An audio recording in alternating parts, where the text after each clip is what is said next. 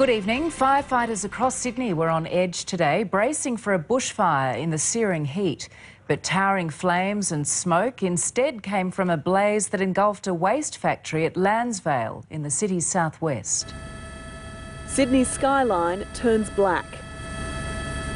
Thick, acrid smoke rapidly fills the air, an ominous, noxious plume spilling out over the city's southwest. Huge flames explode out of the waste management factory's roof, an entire yard of rubbish engulfed. On such a hot day, this wasn't the kind of fire emergency crews were expecting. Fireys dangerously close, their jets of water seem to put up little fight against the backdrop of this monster blaze, spreading across the industrial complex fast. We received the first calls about 3:30 to this particular fire here. It's been a very difficult operation for our fire crews.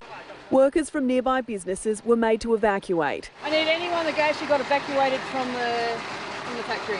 Gathering nearby, nervously watching as flames inched closer to their own buildings. It was bright 1 minute, next minute it was a bit dark and then it went bright. What fuelled this fire on? Timber pallets and scaffolding, reduced to charred scrap in just minutes.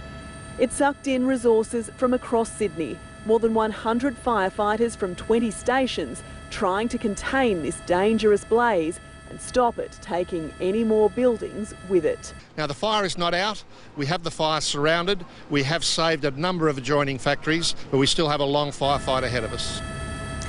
Let's cross now to Jane Azzopardi at Lansvale. And Jane, what is the latest?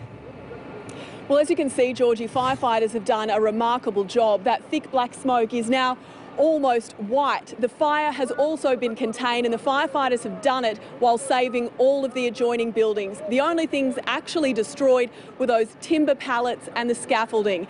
Paramedics have been here on standby all afternoon, but thankfully no injuries have been reported. The firefighters, though, will be here all night. They need to make sure that this fire is fully extinguished. It has also caused a lot of traffic problems in the area.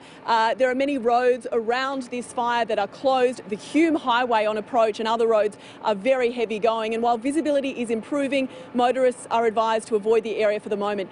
In terms of the cause of this fire, well, investigators will be looking in the coming days, but it's still far too early to tell. Georgie? All right, Jane, thank you very much for the update.